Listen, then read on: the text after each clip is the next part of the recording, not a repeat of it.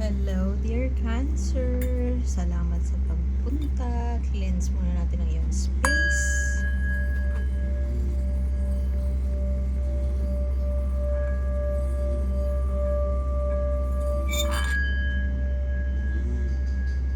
Sorry sa background noise na narinig nyo. Laro na akong narinig nyo hilik ng aso ko. Sa sarap-sarap niya matulog. Anyway, salamat sa pagbisita, dear Cancer. Sun, Moon, Rising Sign, and Venus tayo, Tagalog Express for the sign of Cancer. Kung walang may isa dito ang nakarelate kayo, okay lang yun. Maaaring ang next na reading, susunod na reading ang makaka-resonate sa inyo. So, subscribe lang para sa updates at makita nyo agad kung may bagong upload. At echoing, rest in peace, Zenaida Seva. Ito po ay mga gabay lamang. So, meron tayong free will. Gamitin natin ito. Okay, Cancer. Ikaw to, oh. Emotionally stable. Wow. Pwede ding in love. Pero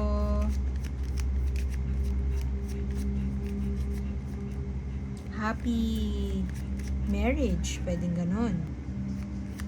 Mukhang everything is stable around you until this tower pop up. Merong major upheaval or mabigat na sampal ni universe na nangyari most recently. Pwede din mangyayari this April or pwede din soon. And malakas yung King of Cups dito in a sense that merong naghahari sa'yo yung very chill lang, ine-enjoy mo yung, let's say, married life mo, kung na ano yung sitwasyon na meron ka ngayon. Pero merong isang bagay na nangyari sa'yo ngayon na kailangan mo ng pagdesisyonan. Pwedeng pinapaalis na kayo sa bahay nyo, pwedeng nawalan ng trabaho, pwede rin na pinapower trip ka ng isang tao around you. While kung tutuusin, pwede mong makita yun as bad luck. Mukhang, your heart is, steady lang. Hindi ka masyadong nag-worry. At, mature enough ka para intindihin yung mga actions o yung mga desisyon ng mga tao sa paligid mo. Kuha pa tayo ng clarifications. Maraming unpredictable, uncertain. Ano-ano ba yung mga bagay na hindi certain? Pwedeng grief, nawalan ng mahal sa buhay, yun nga, nawalan ng trabaho, pinapaalis sa bahay, maiilit na yung kotse, siguro ganon. Basta biglaan, may biglaang pangyayari na nangyari sa iyo ngayon, pero kung tutuusin, mapapaano kayo, parang hindi ka mapakali. Kung tutusin, hindi ka makakatulog eh. Kasi nga, biglaan siya eh. Hindi siya inaasahan, hindi siya magandang pangyayari, hindi siya inaasahan. Pero, yung energy ng King of Cups dito, na mukhang ikaw, nanggagaling ka sa, may wisdom eh. May wisdom at may kumpiyansa sa sarili, kasi tingnan mo siya, nakaupo lang siya doon, tutulog pa nga yata, pwedeng lasing siya, pero siguro iniisip mo parang, is this a dream? Totoo ba to? Parang gusto mo sampalin yung sarili mo, totoo ba nangyari to? Pero nakakatawa din na nakakaloka na okay ka lang, hindi mo siya tinitreat as sobrang bigat na hindi mo masosolusyonan. Alam mo yun, all is well, kumbaga, para sa'yo. All is well and wala eh, okay ka eh. Okay ka lang, yung ganun.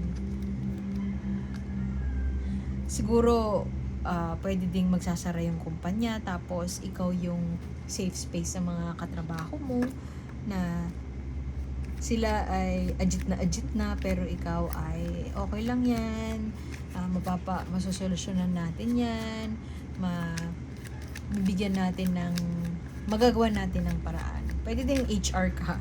Ikaw yung taga-bigay ng solace sa kanila. Ikaw yung may peace eh. May peace na alam mo yun, ang gulo-gulo ng paligid mo, pero ano ka lang, steady ka lang, chill ka lang. Hindi sa hindi ka nag-aalala, pero alam mo na may solusyon at alam mo na may solusyon ng lahat ng bagay at mapaparaanan ng lahat ng bagay. So, alam mo rin na may sapat kang kaalaman para masolusyonan ng mga bagay-bagay. Pwedeng legal battle din to eh. Siguro, ewan ko, copyright infringement, ganyan. Tungkol saan ba to? Career? Love life? Come on. Major Arcana. Siguro yung iba sa inyo with this hindi inaasahang ganap na malupit, parang nakikita mo siya as opportunity para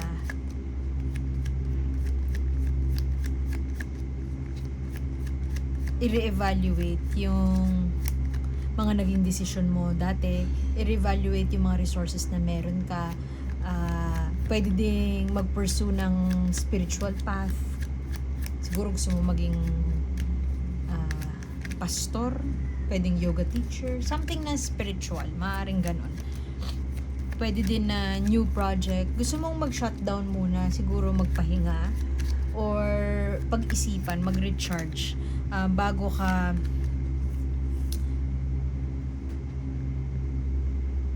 mag-pursue ng bagong path or mag-travel. Pwede din na pinag-iisipan mo na mag-travel.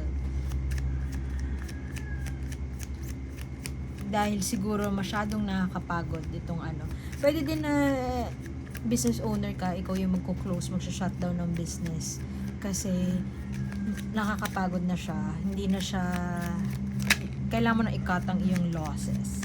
At tingin mo ito'y nakabubuti para sa lahat. Kaya siguro ikaw din yung chill lang. Hindi ko sinasabi na wala kang pakialam, pero ikaw yung, kasi hindi ka naman nag-arrive sa desisyon na to biglaan.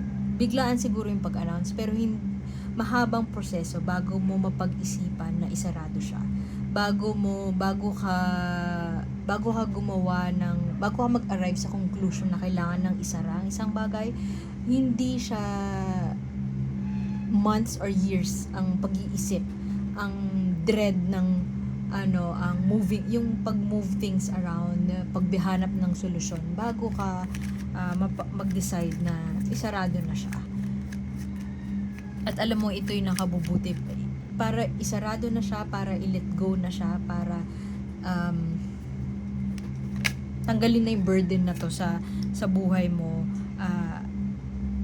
Hindi siya basta-bastang trip mo lang. Hindi mo siya tinrip eh. Pinag-isipan siyang mabuti. At siguro maaaring nandun ka sa posisyon na gusto mo mag-extend ng tulong sa ibang tao, gusto yung chill lang, steady lang, kasi alam mo na hindi makakatulong kapag nag-pity party, hindi makakatulong kapag nagdrama, hindi nakakatulong ang drama, hindi nakakatulong kapag hindi tayo nanggagaling sa kalmadong enerhiya or kalmadong disposisyon. Alam mo na kapag nawala, it is what it is. May paraan, masyadong marami, pero sige, tingnan natin. Bagong plano. Lungkot.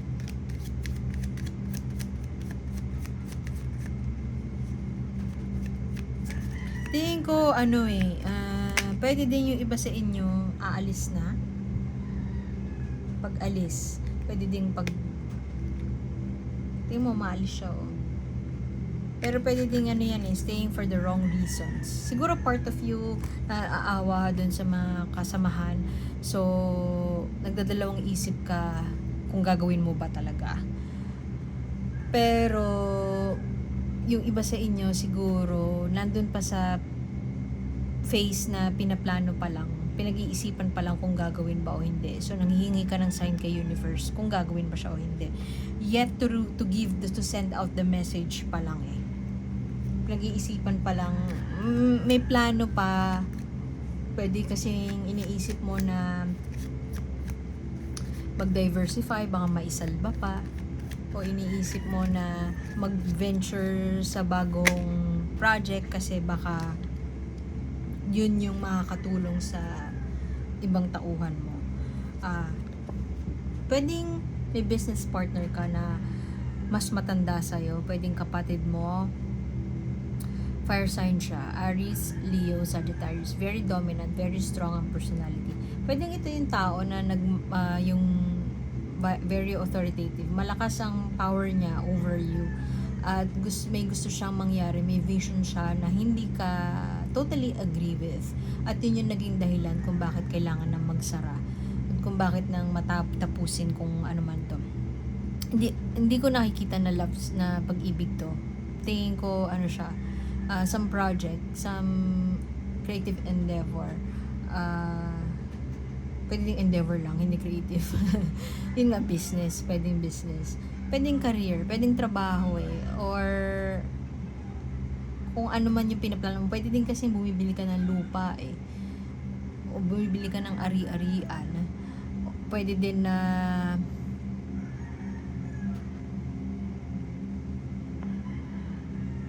approach to sa parang some issue in your marriage, pero not necessarily buhay pag-ibig in a sense na hindi siya tungkol sa love life mo. Pwedeng kung paano ka lang yung attitude mo towards your marriage, attitude mo towards your relationship. Pero generally, maaaring may isang malaking ganap na hindi inaasahan, nakalulungkot na ganap, ano siya, sampal nga sa ni universe, sudden siya, tas hindi siya pasarare. Yun talaga nakikita ko, siguro isang tao lang yung makaka-resonate dito. Kumpanya na magsasara na, kailangan na magsara, tas merong isang tao na meron siyang vision dun sa kumpanya, mukhang business partner mo nga to, meron siyang vision dun sa kumpanya na hindi ka fully on board doon, pero wala kang magagawa kasi pwedeng siya yung founder or siya yung mas may say kesa sa'yo. Pwede din na part of you iniisip mo hindi ka fit enough para patakbuhin siya, so kailangan mo munang mag-step back, pwedeng step down, para mag-aral o kaya mag-pursue ng let's say passion project. Hanapin yung sarili, parang gano'n. Kailangan mo hanapin yung sarili mo para maging fully fit ka na bumalik at magtaguyod ng isang kumpanya. Pwedeng gano'n. Basta overall, mukhang desidido ka na. Desidido na umalis. Desidido na iwan na siya. Alam mo yung loving goodbye, hindi mo siya iiwan na parang bahala na kayo dyan. Iiwan mo in a sense na i-let go mo na siya kasi yun yung nararapat. Kasi mas malala kapag nagstay ka pa or pinilit mo pa siya kasi hindi na talaga siya may sasalba pa. Ready ka na or determinado ka na to go for an adventure. Yung adventure na yun, pwedeng ang soul searching, pwedeng pag-aaral ulit para maging mas magaling ka na business owner or mas magaling na executive. Pwede ding adventure as in pahinga ka muna, travel the world ka muna ang peg mo, magpapalakas, gusto mo munang magpalakas at magplano para mas maayos yung pamamalakad na gagawin mo. Both itong dalawang to it's either sending the message, hindi nyo pa ina-announce, pwede din na yun nga, magte-take action, determinado ka na gumawa ng action sa isang bagay na hindi na talaga meant sa buhay mo. Kuha tayo ng mensahe. Oracle card para kay Cancer. Pwede din kasing magsisik ka ng opportunity sa ibang bansa. Kasi kung nasan ka man ngayon, parang hindi ka na kontento or hindi ka na masaya. Pwede din napapagod ka na doon sa current role mo, hindi ka na makatulog. Perfect card ang lumabas. Sobrang appropriate ng card. Thank you. Liberty, ito yung loving goodbye na sinasabi ko kanina. Nakita mo, nagpapaalam siya, tumalikod na siya dun sa pet niya. Sabihin na nating pet niya, yung dove. Pero at the same time, hindi niya iiwan. Nandun pa rin siya behind, nasa likod pa rin siya nung dove na yun. Parang may pabaon na nagpapaalam na kailangan ko nang umalis, kailangan na natin mag-part ways, pero hindi kita, nandito lang ako. Gusto mong sabihin dun sa tao na yun na iiwan mo, nandito lang ako. Hindi kita, aalis ako, pero it's just, the beginning is just temporary. Hindi kita tatalikuran. Tumalikod na siya, pero may pabaon pa rin siyang star, at taka yung hair niya, nilay down niya pa rin para may guiding path yung dove na palalayaan niya na. Bigat. Alam mo yung parang na-mention ko sa isa kong reading, pero sa English yata, I love you, goodbye. Ganun. Merong very poignant, very, kung poet ka lang, alam mo yung nagsulat ka na ng tula para i-express yung appreciation mo dun sa iiwan mong tao. Kasi alam mo na hanggang dito na lang tayo, pero hindi, andito lang ako. Hanggang dito lang tayo, pero nandito lang ako. Shit. Anyway, sunny day. Tomorrow is a bright new day. Ito yung medyo gasgas na, nakakaasar. Kasi meron nang phrase na toxic positivity. Pero just take it as you wish. Kung ayaw nyo nung term, okay lang yun. Basta, ito ay looking things positively. Maaaring dumaan ka sa isang bagay na masakit, pero itong bagay na to ay, there's no such thing as the goodbye, parang gano'n. Maulan man ngayon, naganda siya ng payong niya, pero looking forward siya dun sa horizon with the hope na sisikat ang araw kinabukasan at may positibong pananaw sa kung ano ang meron in the future. Ang ganda. Salamat. Iwan ko na yun doon, Cancer, at salamat sa pagbisita. Sana makita ko kayo ulit. Salamat. My name is A, and see you soon. Bye!